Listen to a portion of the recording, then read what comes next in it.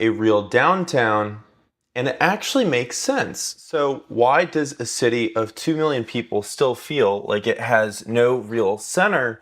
And in this video, I'm going to break down the history of Charlotte City Center or city centers, why it has sprawled to look the way that it does, why Uptown and South End are quietly becoming or competing to be the real downtown of the city, and also how changes in zoning and the development of the city have completely changed both what it looks like today and what it will look like for the next several decades. So, if you ask any Charlottean, anybody that actually lives here, where downtown is, we will all tell you that we don't have a downtown. We have Uptown. And that's just the start of many of the weird things about Charlotte. So, really, you have to go all the way back to the 1700s to fully understand the history, but I won't take you back that far, at least not for long. Charlotte's center, because we do have a center, which is not a downtown, it is called Uptown. And it does not have, like the city as a whole does not have a single 24/7 core. And you're probably thinking, how's that possible? Well, the city sprawls 15 plus miles in all directions from a small compact core in the center. And so there's actually multiple city centers or central areas scattered across several different districts. And so largely, like, it's not a flaw. It's part of the history of this place. When you look at the layout of the roads and the city itself, it looks very British because the city originally was. Shout out July 4th, 1776. It is no longer British. But we have multiple little downtown or town center areas, the largest of which is Uptown. And it's part of the fingerprint of this place and the history and some of the really cool things. So starting with the name, let's talk about that, because Charlotte kind of invented it, didn't exactly invent it. The original history, I will briefly pull this up. So going back to way back in the day, this is from I believe this is from the late 1800s. This is the village of Charlotte and the intersection of Trade and Tryon Street. I'll get into more of the actual history of that, but just to compare real briefly, because that's real interesting, but we'll circle back on that. This is that same exact corner today. It's crazy how this has just grown and flourished over time. So again, boom, boom. But Charlotte largely doesn't have a downtown because actually in 1974, the city voted to formally erase the word, and Uptown became official. Why? Well, there was a push by businessman Jack Wood to rebrand in 1973. So let's see, where is this?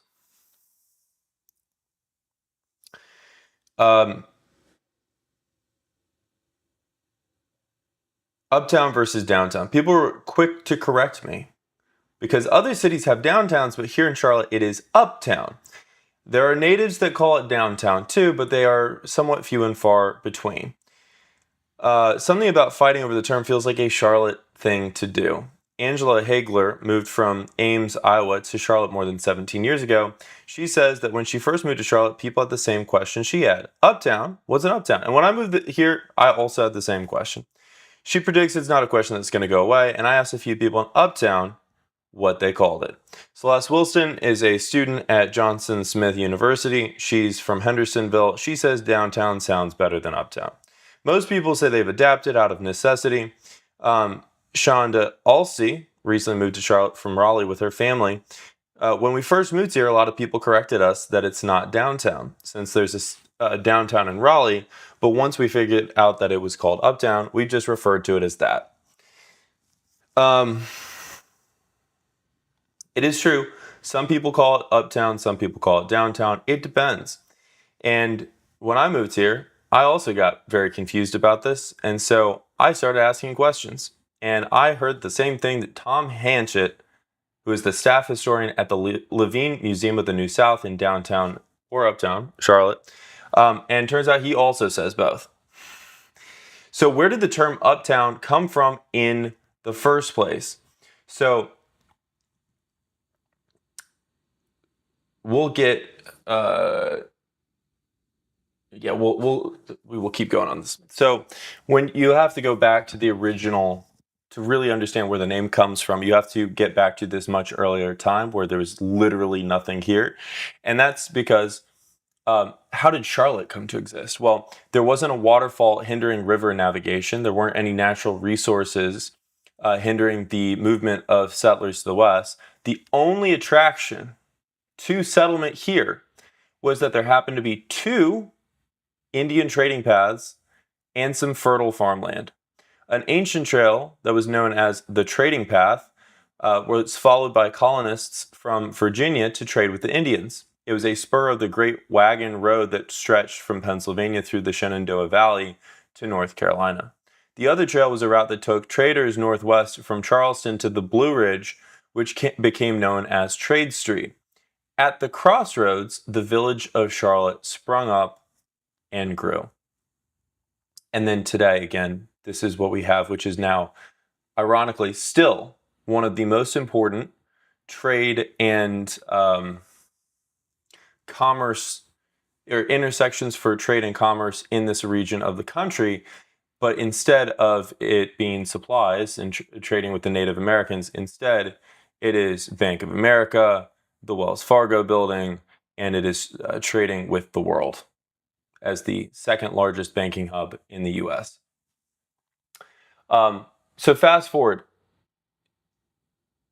or actually coming back here. So because the going back to that earlier time again, right? Because there was people ran roads along the ridge tops because it was swampy down in the bottomland. And probably the American Indians who first built the roads here, the trading paths, ran what became Tryon Street along the ridge line. Trade Street was another Indian trading path that goes up to the hill to cross it. And so when you go up the hill to the center of Charlotte, you do literally go up to town or uptown. And so it is partially about topography, but it is not entirely. And this is where I was going to circle back. So Jack Wood, who was I believe a clothier, or let's see, Jack Wood, Charlotte, North Carolina.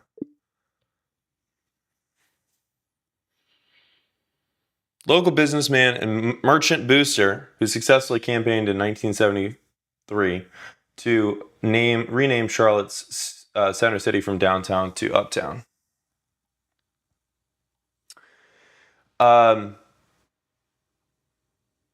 So when they were in the 50s and 60s, Charlotte started a downtown renewal corporation, Hanchett says. But a businessman named Jack Wood protested and asked, "What do you mean downtown? It's uptown. It's always been uptown." And so Wood pitched a hue and cry, and finally on September 23 of 1974, by official proclamation of the city council, uptown became the official name of Charlotte's heart. And so what was the point of calling it uptown? The historical value, this was what I thought was really interesting. The historical value is really important, Hanchett says. This is a city that has not held on to old buildings, which is true. We have only a handful of buildings from the 19th century, despite being a city from the 16th century, or at least a place.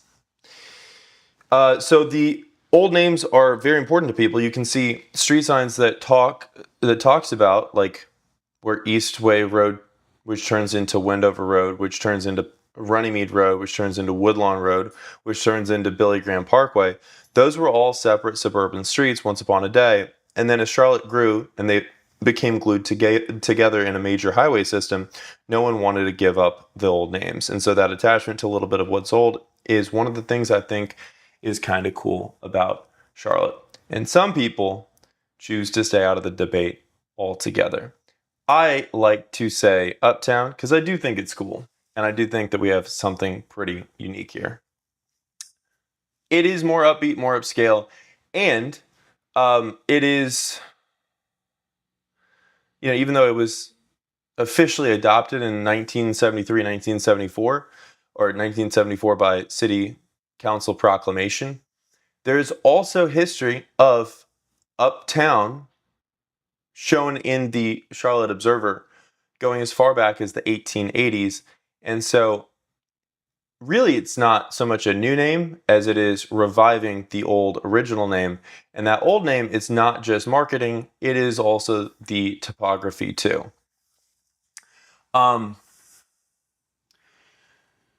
So no matter which way you drive in, you're heading up to the center of Charlotte because, again, it is sitting on that old ridge line between Trade and Tryon.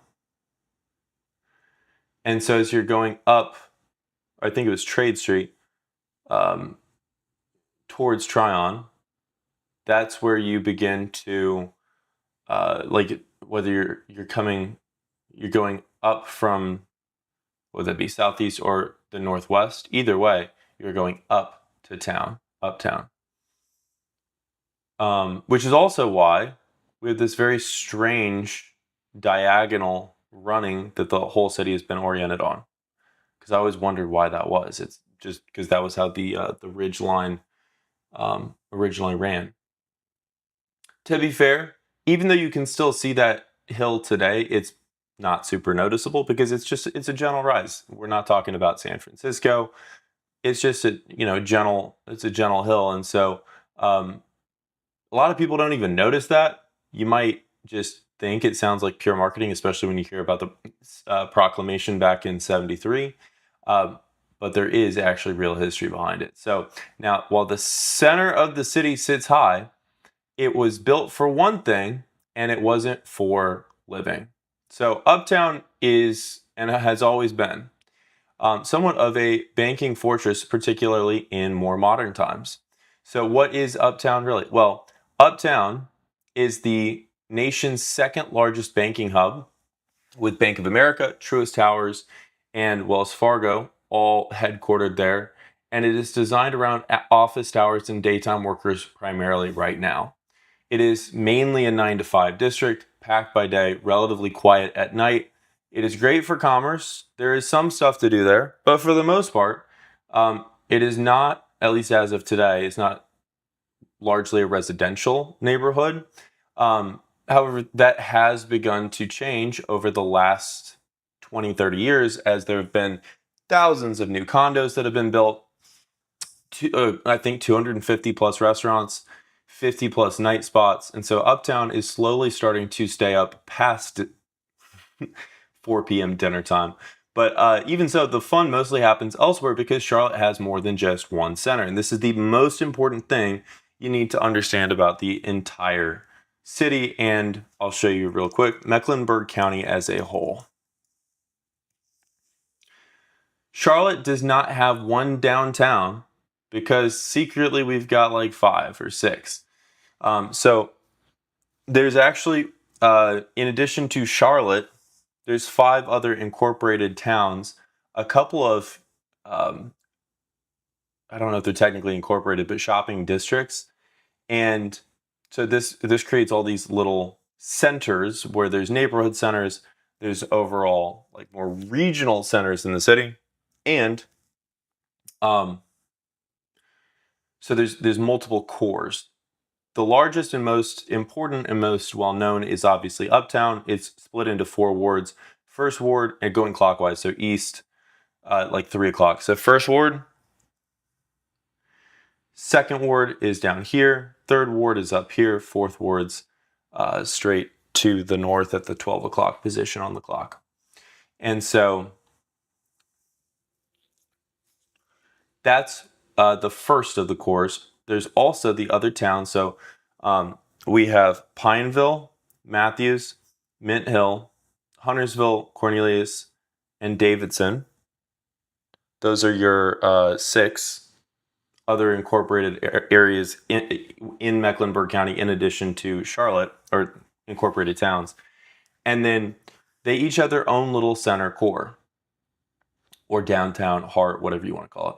In addition to that, the South Park area is actually an upscale residential and commercial area. It is not technically its own incorporated town. However, they do have their own like trash service and stuff. It's kind of a weird setup, but it like they have their own little core there. There are some other shopping cores throughout different neighborhoods. Like Plaza Midwood has one that's pretty well known with Midwood Smokehouse and a bunch of stuff around there. And then Noda also has its own little neighborhood center core that's also really well known for lots of bars and music and that sort of stuff. UNC, or University, but UNCC, so University of North Carolina, Charlotte. They have a ton of stuff around the university right there. And then we also have, let me pull back up the county. Ballantyne, which has its whole own core as well, with the Ballantyne Bowl and all that stuff. And then, I mean, really, Steel Creek's its own area. And then soon to be, the River District is also getting put in that has very much has its own center core as well. And then there's a bunch of smaller shopping areas as well that are just distributed kind of everywhere pretty much. So what does that really mean for Charlotte? Well, a couple of different things. One, it splits up all the energy and the pulsing, nightlife, right? We have a little bit of nightlife, especially in Noda, Uptown, South End area.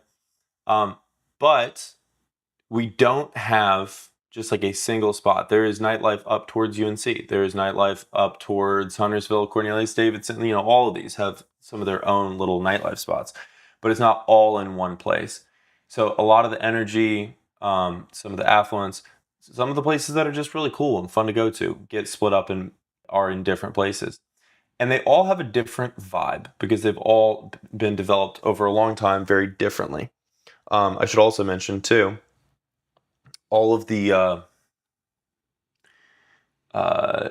new Eastland Yards, when that's fully developed, that's also going to be one of its own little areas as well. So there's, again, each of them have their own vibe. It's very different. It depends on what's going to best fit your life. And so having multiple little centers in the city is not a weakness. It just means that there are different centers for different types of jobs and industries and culture and shopping that are spread more across the map and less pressure, or, it's less condensed all in one single crowded core, which is also one of the reasons why Charlotte as a metro is one of the more affordable ones, particularly for its size, because it is, again, it's not so crowded, and geographically it has more room to expand and spread out. Now, if you want actual nightlife, locals are going to point you to one place, and that's actually not Uptown. So a lot of the quote-unquote downtown energy that you might be looking for or might be hearing about is actually largely going to be South End. And so there's what's technically South End, and then there's what's practically South End. When you hear people talk about South End, they're really talking about part of Dilworth, all of South End, part of Brook Hill, part of Wilmore, maybe most of Wilmore. Like, they're talking about this entire area that may or may not actually be what is, and also lower South End and a little bit of Sedgefield. People just refer to all of it as being South End. It's not all South End. But why is South End, it has exploded over especially the last 20 years. Why has it exploded and not so much Uptown? Like, depending on when you go, where you go, Uptown can feel honestly kind of dead. Like, there's nothing there. There's several reasons for this, but the biggest ones being that South End used to be one of the old factory districts. And so, especially during, you have to understand the history, right, of when, let me pull this map back up, when we had the blue line. So let me show you on the map here. So the blue line, which is Charlotte's primary light rail, that exists today. We have 4 more that are coming, but this is the primary one today. This got built in 2006. When this got built and came online, as a result of that, all the areas along it started to develop. One of the areas that was largely abandoned and underdeveloped was South End, and there were all these large buildings, mills and factories, and large plots of land too that were just undeveloped or underdeveloped or ready to be torn down and redeveloped.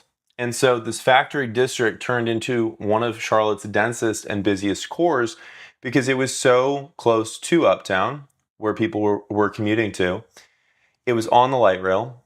It was also right at the time of the financial crisis. And so a ton of dirt and things around there came up for sale at some point as a result of that. And so it's just primed for development at a very important point in Charlotte's development. So as a result, we got tons of breweries, patio restaurants, walkable mixed use towers that all got built around there. And then as that began to get more expensive and developers were looking for more inexpensive places to also develop, that's where places like Noda and Plaza Midwood and Uptown too, and UNC, and then further to the south down by Pineville, some of these other areas started to really get developed as well. But Uptown still owns some of the the larger events in Charlotte, because that's where the Panthers play, the Hornets play, it's Blumenthal shows, New Year's. You've got the Spectrum Center, right? Like there's still a lot that's going on in the city here. It's just, especially for a lot of the day-to-day hangouts, like South End is still very much like a popular spot. So if you're noticing a pattern, everything is kind of spread out, again, across the entire city, because the whole city was built that way kind of on purpose, actually. So reason number 6, Charlotte grew up on cars and cul-de-sacs. A dense downtown never really had to happen because unlike many cities, like in the South, like again, you look at especially a lot of the older cities, like you look at a Boston or Baltimore or DC or even Atlanta, like there's generally some topography or like map-based reasons for why a city is going to be kind of squeezed, or like Manhattan, it's literally squeezed into this tiny core. Charlotte had this very, very unique advantage of the nearest boundary that would keep us from going outwards was the Catawba River, and especially because a lot of the growth actually happened during the 60s and 70s when car-centric shopping and that sort of stuff was all the rage. We started building highways that just made it possible to keep spreading out. And so the city continued to sprawl out. And only recently, as we've continued to have 157 people every single day show up and call this place home, we've now had to get more dense because people just don't want to deal with traffic. Me either, right? Like, I don't blame you. We look at the map right now just to see, like, there's so much red. And we're looking at 4:30. Like, this isn't even traffic yet.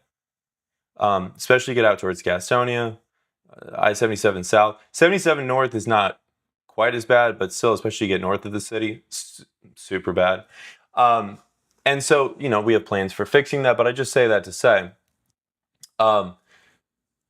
especially when you look at the 60s and 70s and a lot of the development that happened through that time, urban renewal raised some of the closer neighborhoods to the city, like Brooklyn. It was a dense center city neighborhood. The lived-in heart was never rebuilt there. And so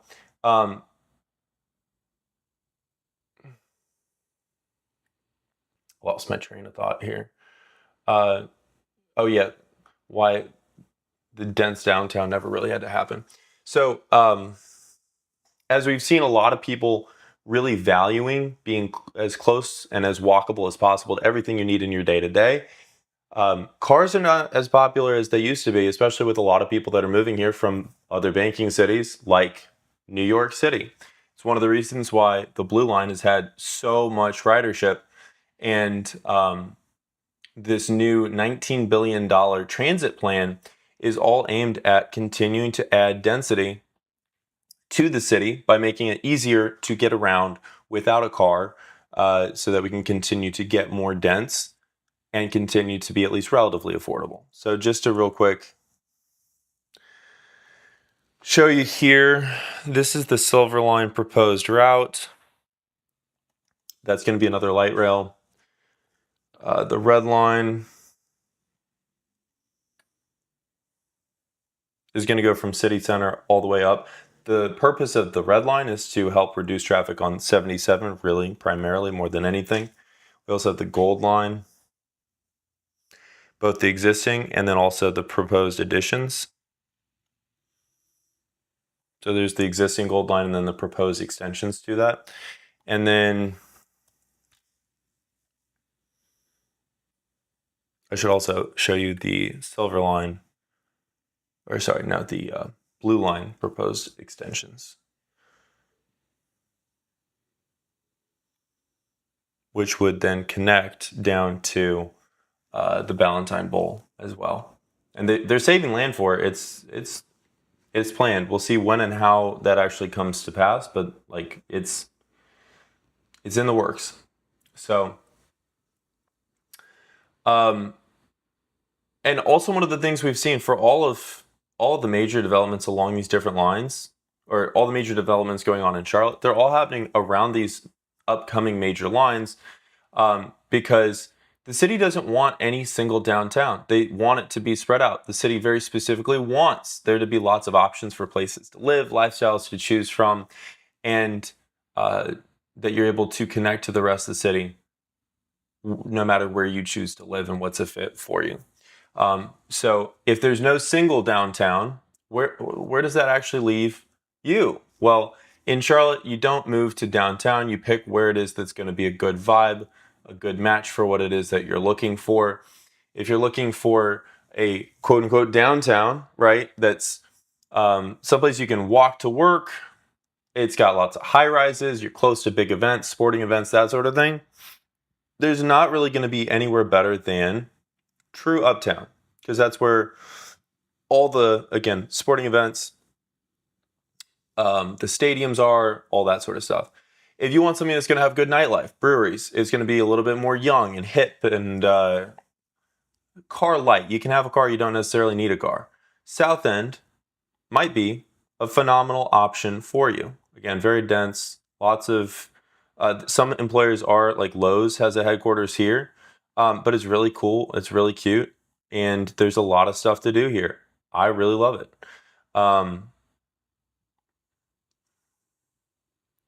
Let's get over on the main street. Here we go. This is newer stuff. You can see, because there's been so much development. You can even see just between some of those photos, like how much this area's changed in just a few years.